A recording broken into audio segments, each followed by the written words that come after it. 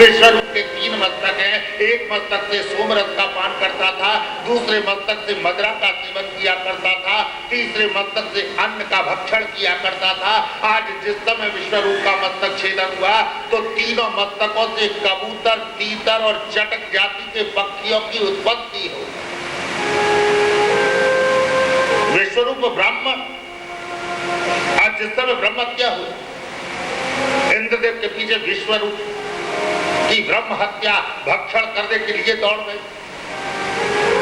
इंद्रदेव भयाक्रांत, श्री गुरुदेव का स्मरण किया, तपोबल के प्रभाव से ब्रह्म हत्या को 4 भागों में विभाजित किया।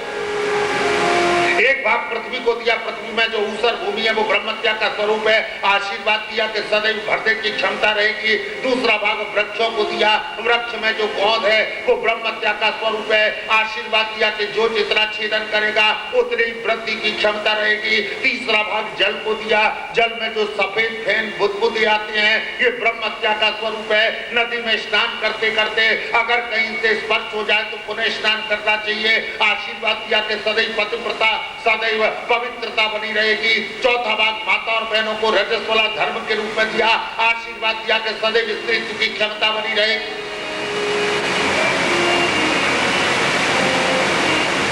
एक बार ब्रह्म हत्या को शांत कर दिया, लेकिन जिस समय विश्वरूप के पिता त्वष्टा को पता चला, त्वष्टा ने यज्ञ का संपादन किया और यज्ञ का संपादन करके त्वष्टा ने मनोरथ किया कि यज्ञशाला से ऐसे पुत्र का जन्म हो, ऐसे वीर का जन्म हो जो इंद्र को मारने वाला हो। लेकिन जिस समय वेद की ऋचाओं का वाचन किया, वेद की ऋचाओं के उच्चारण में अनर्थ हो गया, इसलिए तत्क्षण आज फल भी परिवर्तित हो गए।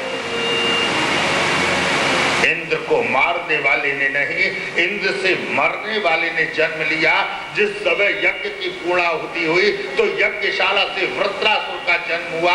जन्म लेते ही वृत्रासुर ने आज भूमि से लेकर संपूर्ण नवमंडल को आच्छादित कर दिया। बड़ी तीव्र गर्जना की है, त्रिलोकी कंपायमान है। आज जिस समय वृत्रासुर ने इंद्र को युद्ध के लिए ललकारा, इंद्र भयाक्रांत, इंद्रदेव भगवान के पास, भगवान ने कहा, अरे तुझे बार बार याचना करने में लज्जा और संकोच का अनुभव नहीं होता? पहले तेरे गुरुदेव का अपराध किया तब याचना करने आया, फिर आचार्य की हत्या की फिर याचना करने चला आया। शरण पकड़ लिए नाथ, एक बार और कृपा कर। के सिंहासन पर बैठने के बाद व्यक्ति संकोच विहीन हो जाता। सत्ता के सिंहासन पर बैठने के बाद याचना करने में लज्जा का अनुभव नहीं करता। भगवान ने कहा अगर रक्षा चाहता है तो दधीची मुनि के पास जा और दधीची मुनि से अस्थियों की याचना कर। अगर दधीची मुनि अपनी अस्थियां दे देंगे, विश्वकर्मा के द्वारा वज्र की निर्मित हो जाएगी, तब तो तेरी रक्षा है, अन्यथा तेरी रक्षा संभव नहीं। आज इंद्रदेव अपनी रक्षा के लिए ब्राह्मण का वेश धारण करके दधीची मुनि के पास गए। दधीची मुनि से कपट वेश में आपने अस्थियों की भिक्षा मांगी है, विश्वकर्मा से वज्र की निर्मित कराए। ये जीव कितना स्वार्थी है। देवताओं का राजा बनने के बाद भी आज अपनी रक्षा के लिए ऋषि की अस्थियों को मांगने में भी इसे लज्जा और संकोच का अनुभव नहीं हुआ।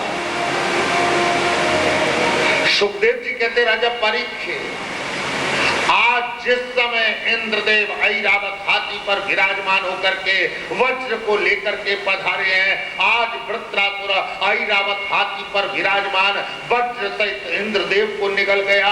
चारों तरफ हाहाकार मचा हुआ है। इंद्रदेव ने 1 वर्ष 1 दिन में वृत्रासुर की दाईं कुकी का छेदन किया और दाईं कुकी का छेदन करके जिस समय बाहर आए हैं, सुखदेव जी कहते राजा परीक्षित, आज इंद्रदेव और वृत्रासुर का युद्ध हो रहा है। युद्ध करते करते इंद्रदेव के हाथ से वज्र छूट गए। युद्ध के मैदान में एक वीर के हाथ से शस्त्र गिर जाए तो उसके सामने उस शस्त्र को उठाए कैसे?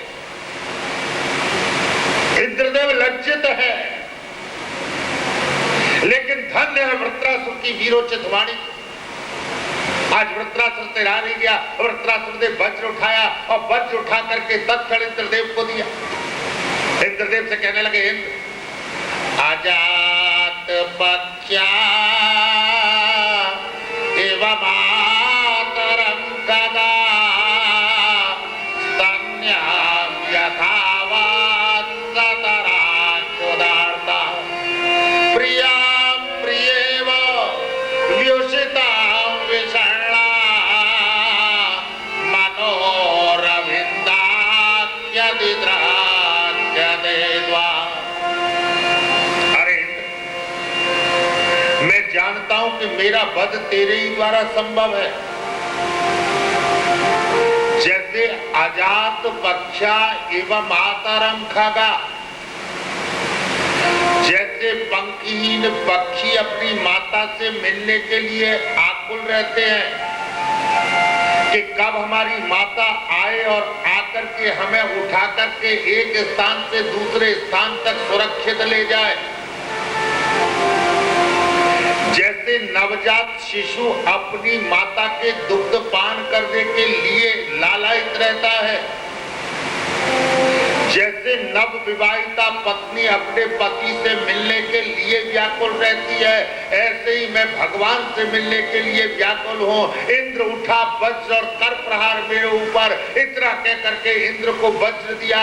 इंद्र ने वज्र का प्रहार वृत्रासुर पर किया। वृत्रासुर गोविंदाय नमो। एक ज्योति निकली जो भगवान के श्री चरणों में विलीन होकर। वृत्रासुर कौन है? मन की त्रासदायक, मन की कष्टदायक वृत्ति का नाम ही तो वृत्रासुर है। जिस व्यवहार से जीवन में कष्ट का अनुभव होवे उसे वृत्रासुर समझना। आप अपने व्यवहार से अपने आप को भी सुखी रख सकते हो, अपने व्यवहार से परिवार के अन्य लोगों को भी सुखी रख सकते हो। जीवन में जब आप व्यवहार से शून्य होते हो तो आप भी दुखी हो जाते हो और अपने परिवार वालों को भी दुखी कर लेते हो। इसलिए एक सावधान रहना।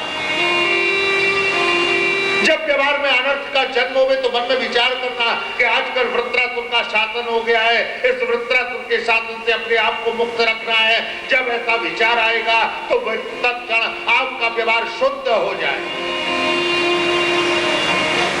वृत्रासुर का वध हुआ, ब्रह्महत्या पुनः इंद्र को मारने के लिए दौड़ी है। अब की बार इंद्रदेव मानसरोवर में जाकर के छुप गए। कार्यवाहक नहुष राजा को इंद्र का आसन मिला।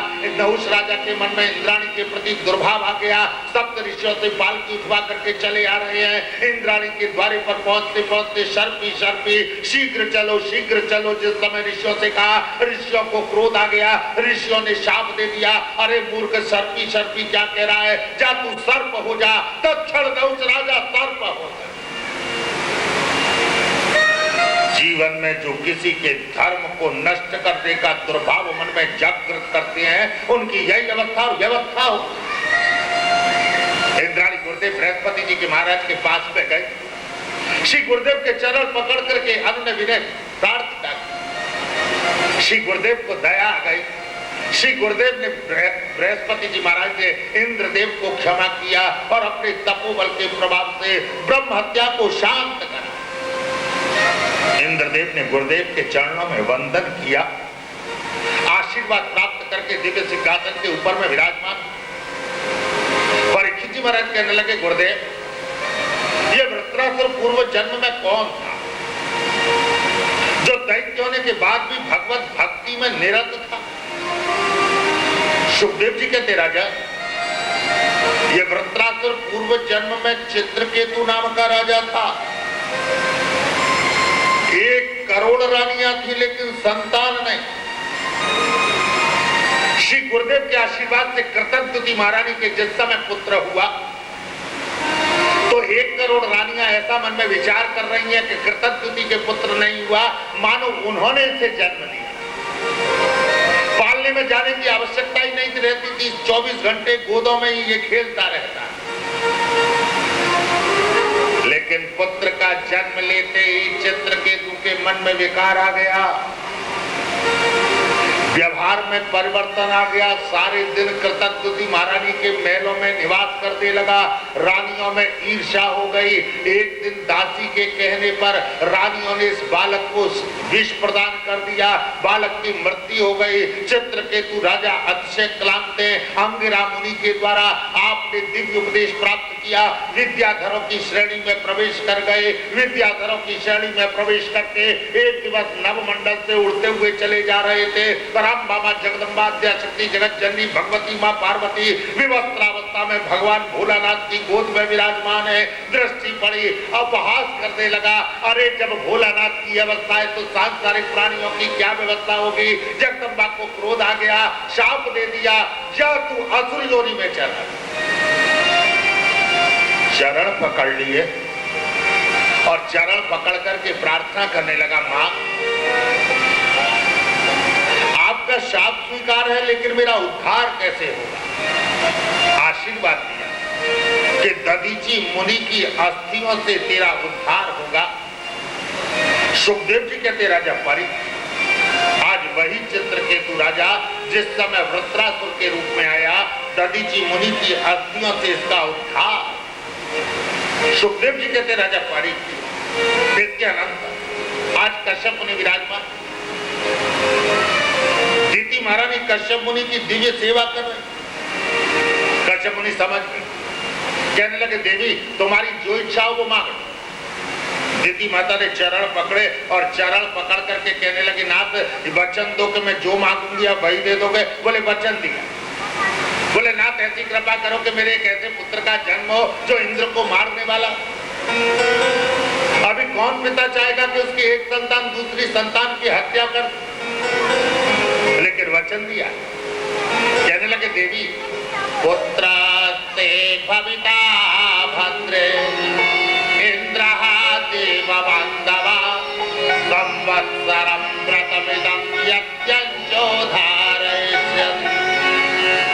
देवी अगर तुम मनोरथ परिपूर्ण करना चाहती हो तो तुम्हें 1 वर्ष तक पुंसवन व्रत करना पड़ेगा। अगर नियम पूर्वक व्रत का पालन किया तब तो जैसा चाहती हो वैसे पुत्र का जन्म होगा, और अगर व्रत में भंगता आ गई तो निश्चित रूप से पुत्र तुम्हारा होगा, लेकिन देवताओं का मित्र होगा। कश्यप मुनि तो इतना कह करके चल, व्रत में नित्य प्रति नियम का पालन करना,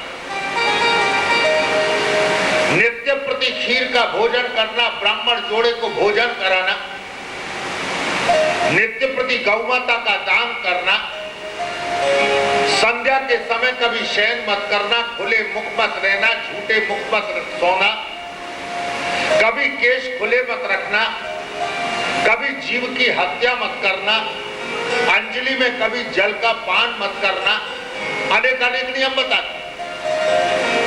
दीति माता ने स्वीकृति दे दी। दीति माता नियम का परिपालन कर रही।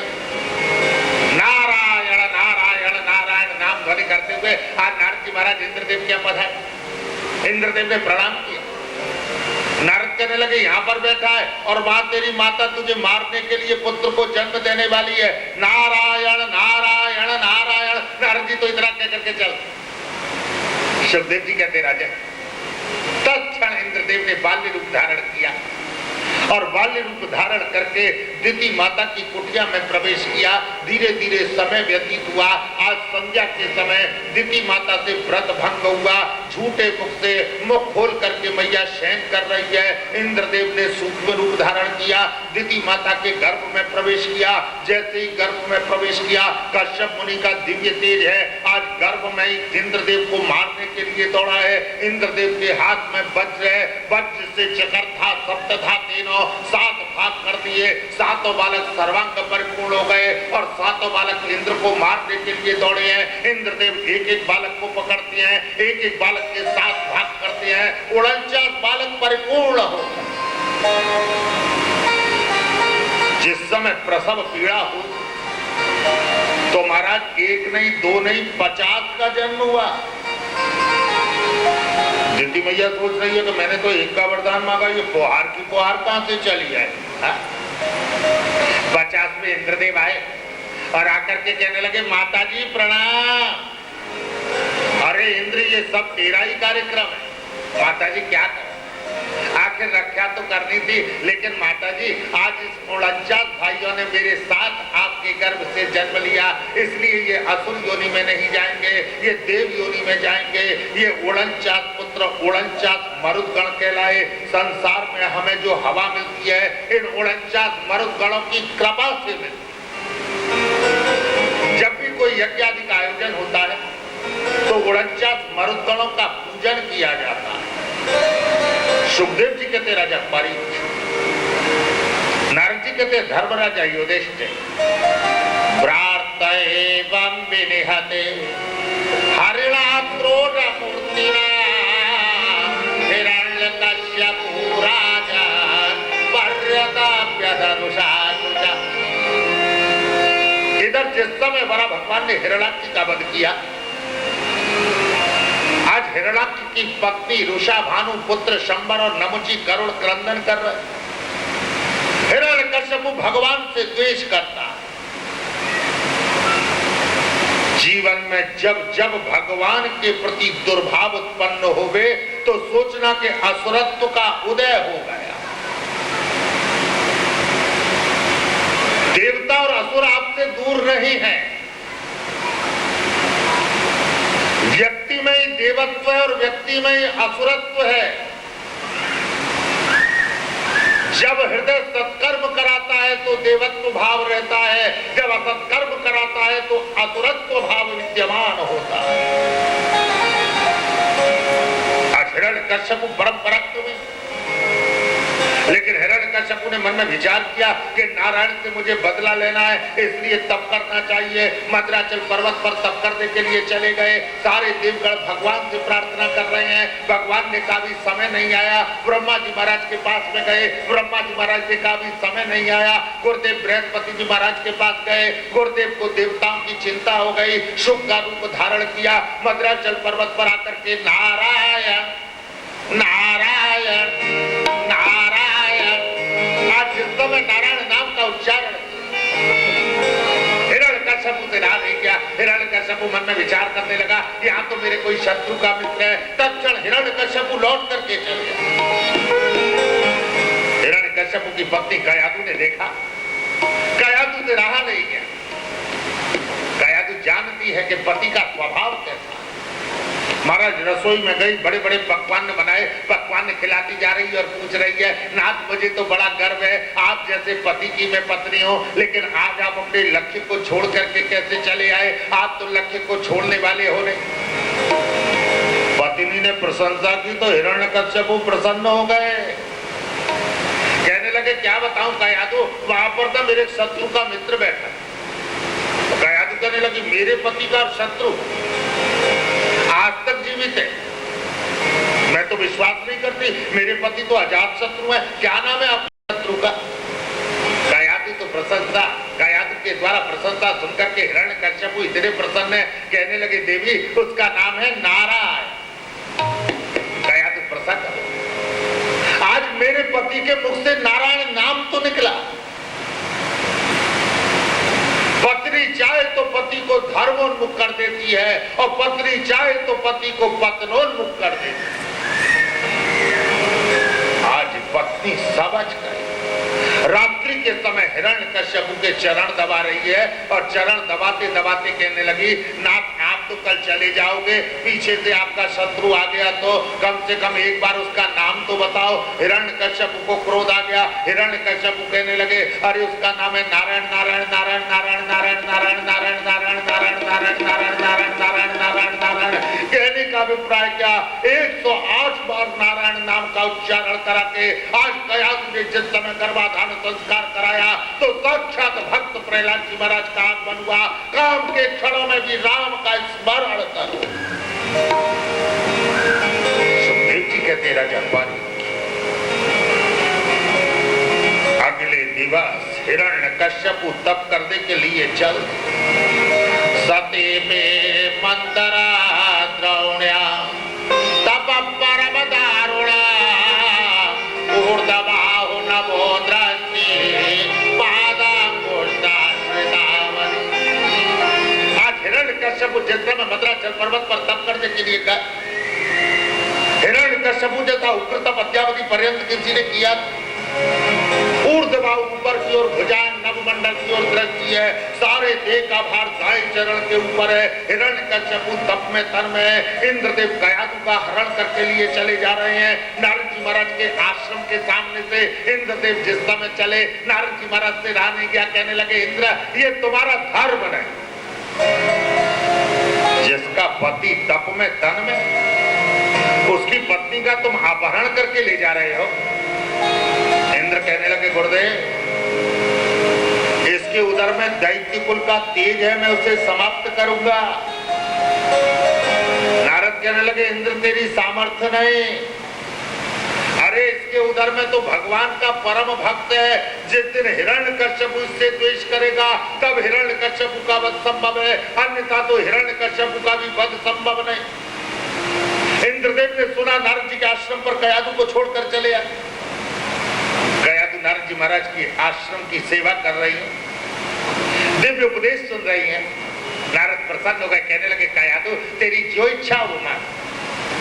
कयादु ने कहा गुरुदेव अगर देना चाहते हो तो मुझे ऐसा आशीर्वाद दो कि जब तक मेरे पति का आगमन न होवे तब तक मेरे पुत्र का जन्म न हो।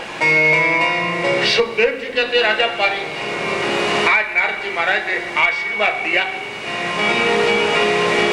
कयादु सेवा कर रहे हैं। दिव्य सहस्त्र वर्ष पर्यंत हिरण्यकश्यप ने तप किया।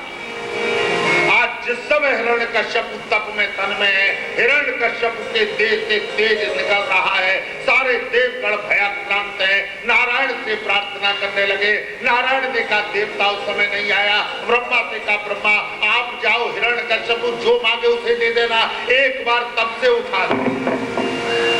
तत्क्षण ब्रह्मा जी महाराज पधारे, और जिस समय ब्रह्मा जी महाराज पधारे,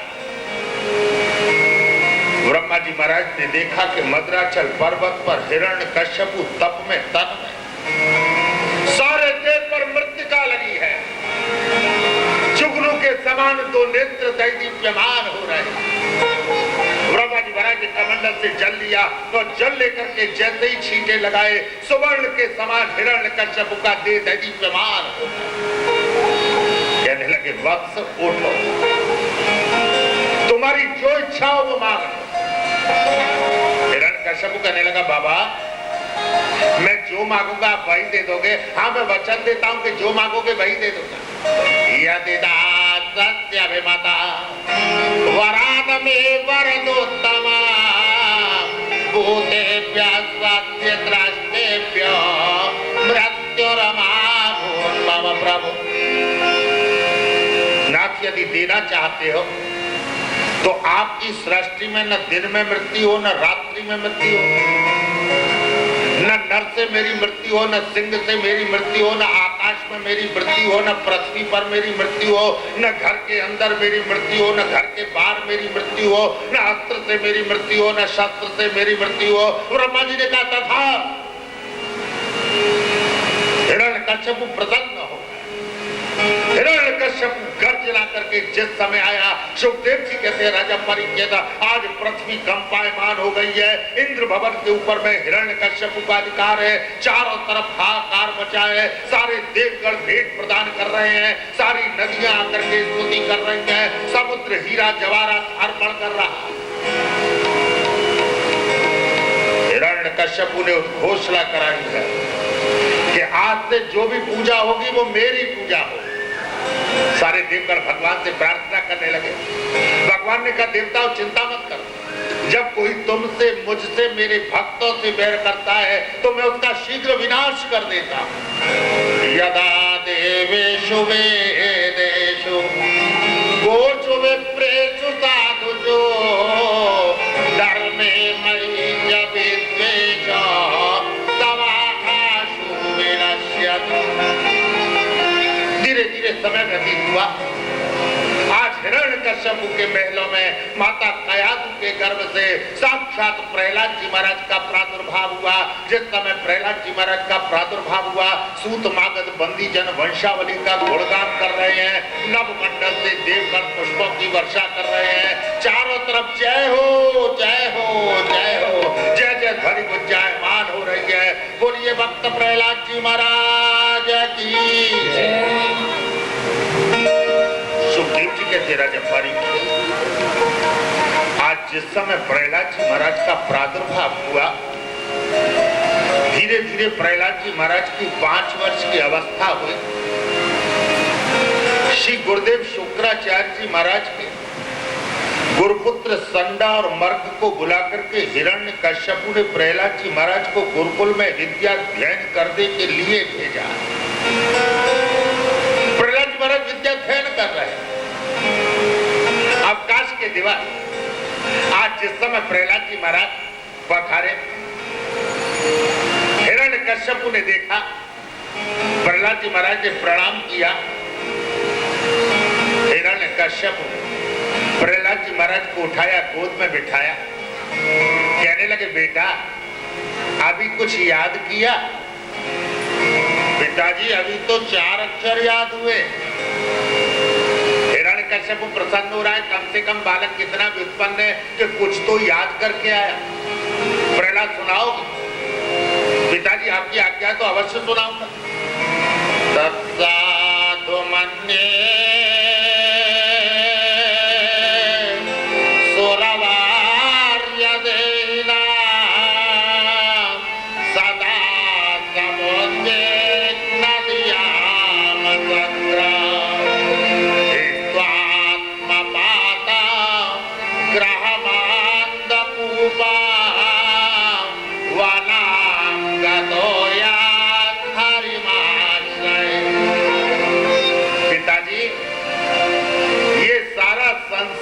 अधियारे कुएं के समान। इस संसार में यदि इस अंधकार रूपी अज्ञान से जीव को मुक्त होना है तो नारायण नाम का भजन करना चाहिए। आज जैसे ही प्रहलाद जी महाराज ने नारायण नाम का उच्चारण किया, हिरण्यकश्यप को क्रोध आ गया। हिरण्यकश्यप ने प्रहलाद जी महाराज को उठाया, आंगन में प्रहलाद जी महाराज को डाल दिया। सुखदेव जी कहते राजा परिचित, प्रहलाद जी महाराज माता कयादु के पास में गए। माता कयादु ने हृदय से लगाया, रात्रि में निवास किया। अगले दिवस प्रहलाद जी महाराज गुरुदेव के विद्याध्ययन में गुरुकुल में पुनः चले गए। 15 दिन तक हिरण्यकश्यप ने प्रहलाद जी महाराज को बुलाया नहीं। आज 15 दिन के अंतराल के अनंतर जिस समय प्रहलाद जी महाराज को बुलाया है, प्रहलाद जी महाराज पधारे। पिताजी प्रणाम। आओ बेटा प्रहलाद। प्रहलाद अब की बार कुछ याद किया? पिताजी अब की बार तो 9 पाठ याद करके आया। हिरण्यकश्यप तो प्रसन्न हो गए, कितना योग्य बालक है, 1 नहीं 2 नहीं 9 पाठ याद करके आया। सुनाओगे? पिताजी आप कहोगे तो अवश्य सुनाओ। श्रवणम कीर्तनम विष्णु। जैसे ही विष्णु का नाम सुना, हिरण्यकश्यप को अतिशय क्रोध आया। प्रहलाद को उठाया और उठा करके पुनः आंगन बैठा। अरे दुष्ट प्रहलाद, तू मेरे शत्रु का नाम ले रहा है। जहां असुर भाव है वही ईश्वर के प्रति दुर्भाव है। वही ईश्वर को जीव शत्रु मानता है। हिरण्यकश्यप को ये नाम प्रिय ना हो, लेकिन भक्तों को तो अतिशय प्रिय है। श्रवणम कीर्तनम विष्णु स्मरणम पाद सेवनम अर्चनम वंदनम दास्यम सत्यमात्म निवेदनम। प्रहलाद जी महाराज ने नवदा भक्ति का उपदेश दिया। भक्ति की नगरी में प्रवेश करने के ये 9 मार्ग हैं। आपको आपके जीवन में जो मार्ग प्रिय लगे उस मार्ग का चयन करो। जिस मार्ग से भी जाओगे और मार्ग जहां पर समाप्त होगा तो वहां पर आपको आपके आराध्य के दर्शन और आपके आराध्य का साक्षात्कार हो जाए। सबसे पहला मार्ग है श्रवण। भगवान के प्रति यदि अपने चित्त को आकर्षित करना है, भगवान के प्रति यदि अपने मन को लगाना है, तो सबसे पहले भगवान के गुणानुवाद श्रवण करो। सत्संग में ये तन, सत्संग में ये मन लगेगा तो भगवान के गुणानुवाद श्रवण होंगे। और जब भगवान के गुणानुवाद श्रवण होंगे तो कीर्तनम, इस शरीर की एक एक इंद्री भगवान को पुकारेगी। और जिस समय एक एक इंद्री भगवान को पुकारेगी, आप दिव्य भक्तिमयी नौका के ऊपर में विराजमान होगे और नौका के ऊपर विराजमान होकर के इस संसार का त्याग करके जब भगवान की ओर बढ़ोगे, भगवान के दर्शन करोगे, भगवान का साक्षात्कार करोगे, भगवान की रूप माधुरी को अपने नेत्रों में विराजमान करोगे, तो ठाकुर को निहार करके ठाकुर से प्रार्थना करोगे, ले चल पल्ली पार कन्हैया, ले चल पल्ली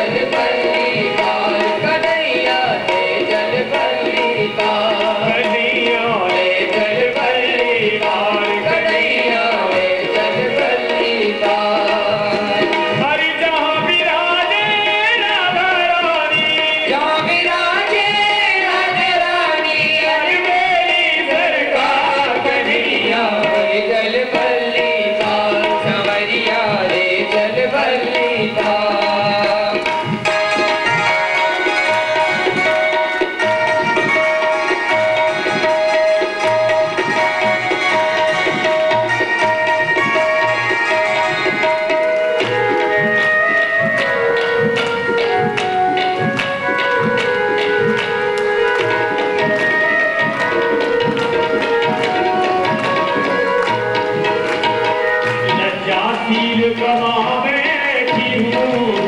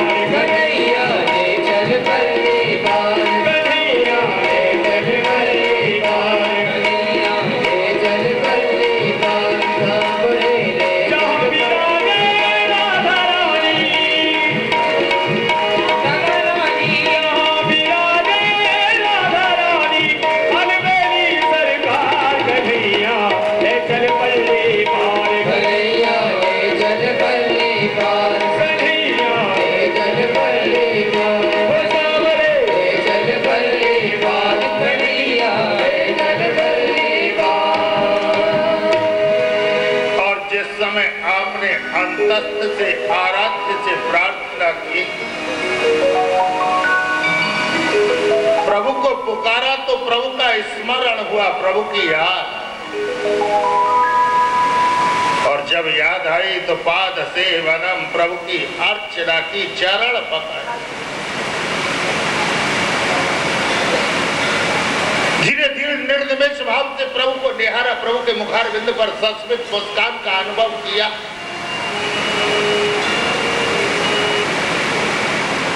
प्रभु की अर्चना करके जब प्रभु के दर्शन किए तो अंतस्थ ने कहा सर्वस्व समर्पण कर वंदना, प्रभु को वंदन किया।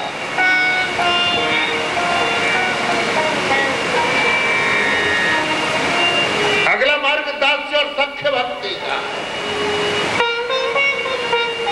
दास्य भक्ति करना बहुत कठिन है। दास्य भक्ति के आचार्य श्री हनुमत लाल जी महाराज,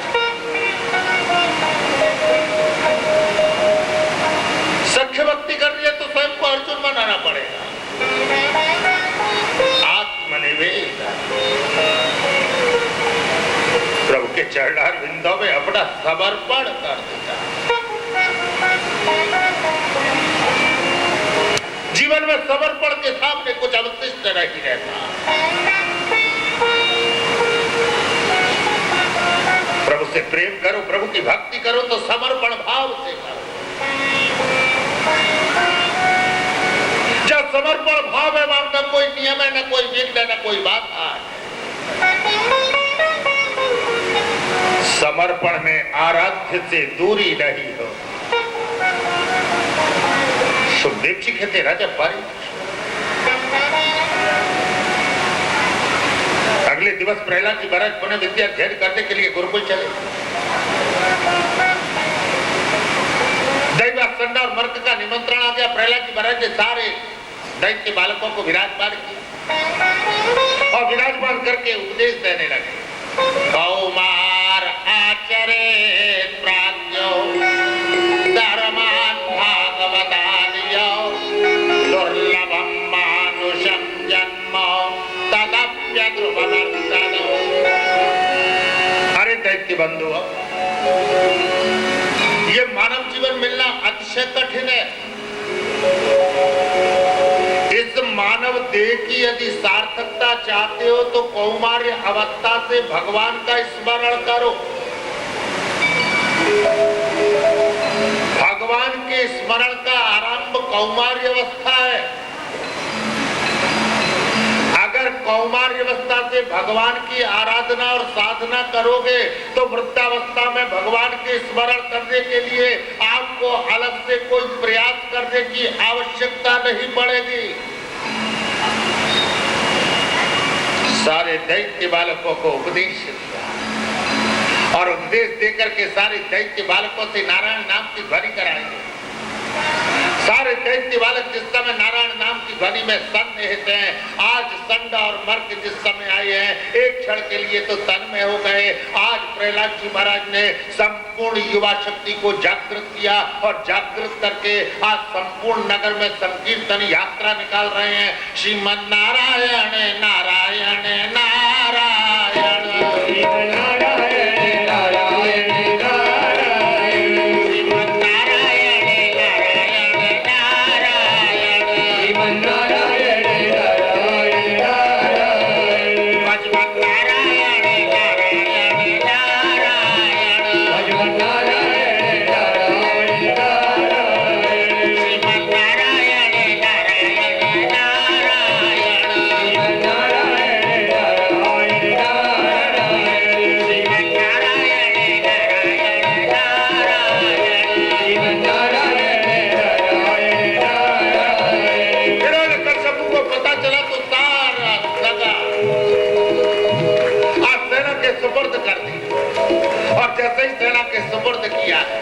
सिपाही को भेजा। सिपाही ने हाथ करके प्रहलाद जी महाराज को पकड़ा। प्रहलाद जी का संस्पर्श करते ही सिपाही भी नृत्य कर रहा है।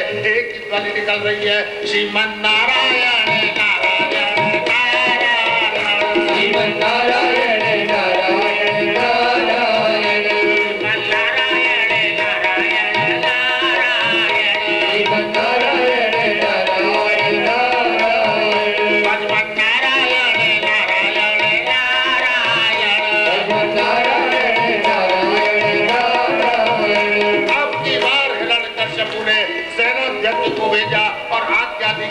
हिरण्यकश्यप ने प्रहलाद को पकड़ लाओ। आज जिस समय सेनाध्यक्ष आया और आकर के जैसे ही प्रहलाद जी महाराज का संस्पर्श किया, सेनाध्यक्ष भी नृत्य कर रहा है। श्रीमन नारायण नारायण नारायण, श्रीमन नारायण नारायण नारायण, श्रीमन नारायण नारायण नारायण, श्रीमन नारायण नारायण नारायण। हिरण्यकश्यप ने विचार किया, मैं प्रहलाद का स्पर्श नहीं करूं, कहीं मैंने प्रहलाद का स्पर्श किया और मैं भी नाचने लग गया तो अनर्थ हो जाए। जैसे ही द्वारे के सामने संकीर्तन यात्रा आई, हिरण्यकश्यप ने कहा, प्रहलाद महलों में प्रवेश कर। प्रहलाद के चरित्र की विशेषता रही कि कभी पिता की आज्ञा का उल्लंघन नहीं किया। जिस समय महलों में प्रवेश कराया, हिरण्यकश्यप ने प्रहलाद जी महाराज को मारने के लिए अनेक उपक्रम समुद्र में प्रवाहित कराया, कारागृह में बंद कराया, विष का पान कराया। प्रहलाद की बुआ टुंडा नाम की राक्षसी आई, प्रहलाद को अग्नि में लेकर के समर्पित हुई। आज प्रहलाद ने नारायण का स्मरण किया, अग्निदेव प्रकटित हो गए, प्रहलाद जी महाराज को गोद में उठाया। टुंडा नाम की राक्षसी गोविंदाय नमो, ये होलिका के रूप में प्रसिद्ध। प्रहलाद जी महाराज आए, पिताजी प्रणाम। अरे दुष्ट, तू अभी जीवित है, कौन है तेरा रक्षा?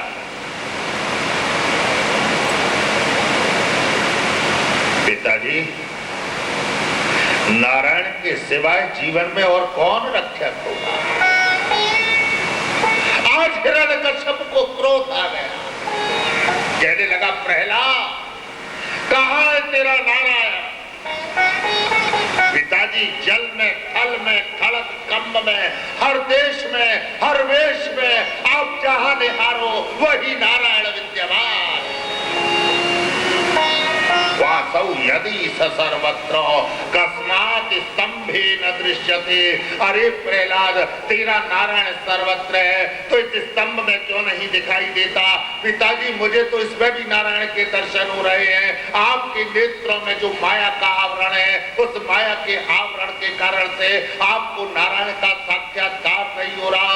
जिस समय प्रहलाद जी महाराज ने कहा, हिरण्यकश्यप को क्रोध आ गया, मुष्टिका का प्रहार किया, न डरे न प्रगई रपी। आग की जिनकी नराकृति है, आग की जिनकी सिंगाकृति है, जिह्वा जिनकी लपलपा रही है, बुगराली जिनकी हल्कावती है, ऐसे साक्षात नृसिंह भगवान का प्रादुर्भाव हुआ। बोलिए नृसिंह भगवान की। सुखदेव जी कहते, राजा परीक्षित, आज जिस समय नृसिंह भगवान का प्रादुर्भाव हुआ, हिरण्यकश्यप को पकड़ा और हिरण्यकश्यप को पकड़ करके हिरण्यकश्यप से द्वंद्व युद्ध कर रहे हैं। संध्या का समय हुआ, हिरण्यकश्यप को लेकर के महल के द्वारे की देवी पर बैठ गए, जंघा के ऊपर हिरण्यकश्यप को रख दिया, कहने लगे, प्रहलाद याद कर। हिरण्यकश्यप अब भी अपने मन के संकल्प का स्मरण कर ले। अरे मुझे नहीं तो एक बार प्रहलाद को याद कर ले, जिसके कारण से मुझे आना पड़ा। हिरण्यकश्यप, तेने वर मांगा था, न दिन में मरू न रात्रि में, इसलिए संध्या के समय आया। तेने कहा न घर के अंदर मरू न बाहर, इसलिए तेली पर बैठा। मैंने कहा न आकाश में मरू न पृथ्वी पर, इसलिए जंघाओं पर रखा है। मैंने कहा न नर से मरू न सिंह से, इसलिए आदि नराकृति है, आदि सिंहाकृति है। मैंने कहा न अस्त्र से मरू न शस्त्र से, देख न अस्त्र है न शस्त्र है, ये जो तीक्ष्ण नख है, इनसे तेरे उदर को विदीर्ण करूंगा। इतना कह करके नृसिंहदेव ने हिरण्यकश्यप के उदर को विदीर्ण किया। हिरण्यकश्यप गोविंदाय नमो। एक ज्योति निकली जो भगवान नृसिंहदेव के चरणों में विलीन हो गई। बोलिए नृसिंह भगवान की। सुखदेव जी कहते, राजा पारी, आज नृसिंहदेव को अतिशय क्रोध है। सारे देवगण स्तुति कर रहे हैं, लक्ष्मी महाराज ने स्तुति की, लेकिन क्रोध शांत नहीं हुआ। प्रहलाद जी महाराज ने जिस समय स्तुति की, नृसिंह देव ने प्रहलाद के चरण पकड़ लिए और चरण पकड़ करके कहने लगे, बेटा प्रहलाद,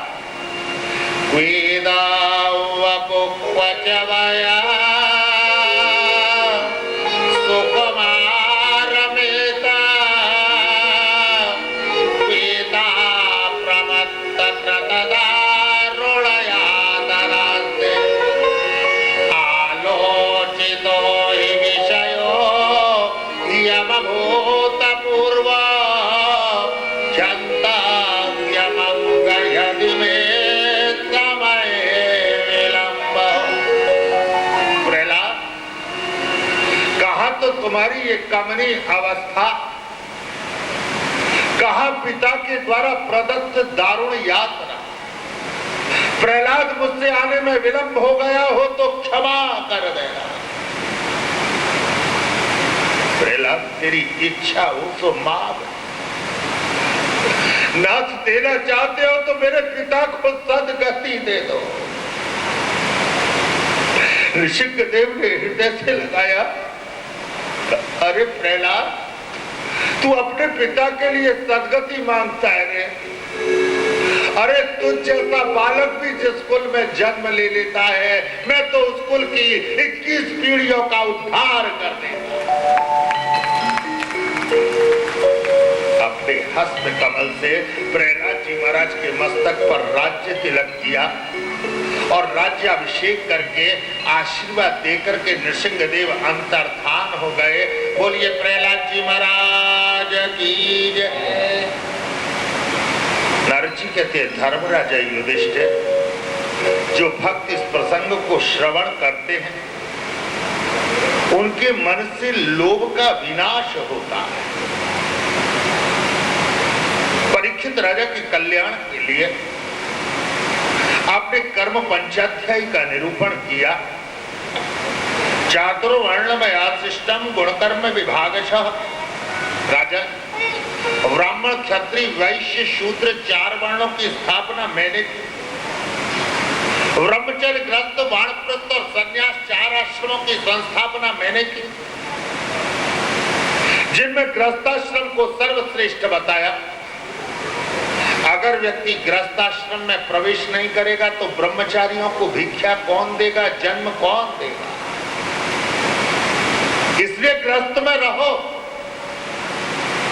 और गृहस्थ में रह करके प्रभु का स्मरण करके संसार के बंधन से मुक्त होकर भगवान के कैंकर्य की प्राप्ति कर। सुखदेव जी कहते, राजा पारी, आसीद गिरिवरो राजन त्रिकूट विश्रुता क्षीरोदेनाव्रत श्रीमान योजनायुतमिश्रुता। इसके अनंत आज त्रिकूट पर्वत पर एक दिव्य जलाशय में गजेंद्र सहस्त्र गज पत्नियों के साथ में जल क्रीड़ा कर रहे। एक जलचर ग्राह आया और आकर के गजेंद्र के चरण पकड़ करके जिस समय आज हृदय तल में लिए चला जा रहा है, सहस्त्र गज पत्नियों ने गजेंद्र को खींचना चाहा, लेकिन ये जलचर इतना शक्तिशाली है कि सहस्त्र पत्नियों के साथ जब गजेंद्र को खींचने लगा, कंठ पर्यंत जलमग्न जब गजेंद्र हो गया, सहस्त्र गज पत्नियों ने त्याग कर दिया। आज गजेंद्र ने कमल का पुष्प लिया और पुष्प लेकर के नारायण की स्तुति करके नारायण को पुकारा। ये पुष्प वैकुंठ में नारायण के चरणों में गिरा। आज नारायण पादुका का त्याग करके गरुड़ के ऊपर विराजमान होकर के आए। 10 क्षण ग्रह का उद्धार किया, गजेंद्र के चरण पकड़ लिए और चरण पकड़ करके कहा, मुझसे आने में विलंब हो गया हो तो क्षमा कर दे। आज प्रभु ने गज की पीड़ा की निवृत्ति की। ये गजेंद्र पूर्व जन्म में इंद्रद्युम्न नाम का राजा था। ग्रह पूर्व जन्म में हु नाम का गंधर्व था। शाप के कारण से दोनों गज और ग्रह के रूप में आए। भगवान के द्वारा उद्धार और कृपा हुई। सुखदेव जी कहते, राजा परीक्षित, जो नित्य प्रति गजेंद्र मोक्ष का पाठ करते हैं उन्हें अंतिम काल में देह त्याग करने में कष्ट नहीं होता। इसके अनंतर देवता और दैत्यों ने मिलकर के समुद्र मंथन किया। जिस समय हलाल विष निकला तो देवताओं ने पान किया, लेकिन अमृत जब निकला तो दैत्यों ने देवताओं के हाथ से छीन लिया। भगवान ने देवताओं के मन के मनोरथ को परिपूर्ण करने के लिए मोहिनी स्वरूप धारण किया और मोहिनी स्वरूप धारण करके आज जिस समय देवताओं को अमृत का पान कराया, देवताओं के मध्य में सूर्य और चंद्र के बीच में राहु आया, राहु ने अमृत का पान किया, सूर्य और चंद्र ने संकेत किया, भगवान ने सुदर्शन चक्र से राहु का उद्धार कर। सुखदेव जी कहते राजा, आज देवताओं को अमृत का पान करा करके मोहिनी भगवान कलश छोड़ करके गए।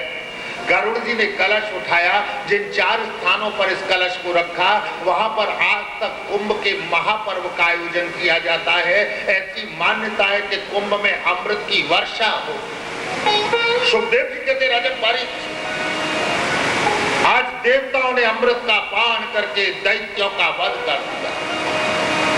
तत्क्षण दैत्यों के गुरु शुक्राचार्य जी महाराज को जिस समय पता चला, शुक्राचार्य जी महाराज ने मृतंजीवनी विद्या के प्रभाव से सारे दैत्यों को पुनर्जीवित कर दिया और दैत्यों के महाराज बलि राजा से दिव्य यज्ञ कराया। यज्ञशाला से दिव्यास्त्रों से सुसज्जित जिस समय रथ निकला है, बलि महाराज उस रथ पर विराजमान होकर के जिस समय आक्रमण कर रहे हैं, आज गुरुदेव की कृपा से बलि महाराज का त्रिलोकी में साम्राज्य। परीक्षित जी महाराज ने प्रश्न किया, गुरुदेव बले पदत्रयं भूमे कस्माधरिरया चतो भूतेश्वर कृपणवात् लब्धार्थो विभवन्दत। बलि राजा से भगवान ने 3 चरण भूमि क्यों मांगी और बलि राजा को बंधन युक्त क्यों किया? सुखदेव जी कहते राजा परीक्षित जानता है, आज जिस समय बलि महाराज का सारी देवताओं की संपत्ति पर अधिकार हो गया, देव माता आदिति बड़ी अशांत। कश्यप मुनि से प्रार्थना, कश्यप मुनि ने पयोव्रत बताया कि देवी यदि 1 वर्ष तक नियम पूर्वक इस व्रत का पालन करोगी तो तुम्हारे मन के मनोरथ को परिपूर्ण करने वाले साक्षात ईश्वर का आगमन हो। धीरे धीरे समय व्यतीत हुआ। आज जिस समय व्रत परिपूर्ण हुआ, भगवान गोपनीय भाव से माता को दिव्य दर्शन दिए और दिव्य दर्शन देकर के कहा, मां चिंता मत कर, मैं तेरे मन के मनोरथ को परिपूर्ण करने के लिए आ रहा हूं। सुखदेव जी कहते राजा परी, आज धीरे धीरे समय व्यतीत हुआ। भाद्रपद माह शुक्ल पक्ष द्वादशी तिथि मध्याह्न की वेला अभिजित मुहूर्त में वामन अंगुल के साक्षात वामन भगवान का प्रादुर्भाव हुआ।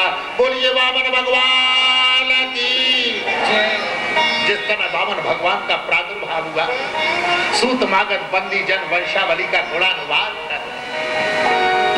आज वामन देव के प्रादुर्भाव के समय विप्रगण सत्य वाचन कर रहा है। वामन भगवान का यज्ञोपवीत हो रहा है। भिक्षाम भगवती साक्षात उमा अंबिकाम सती।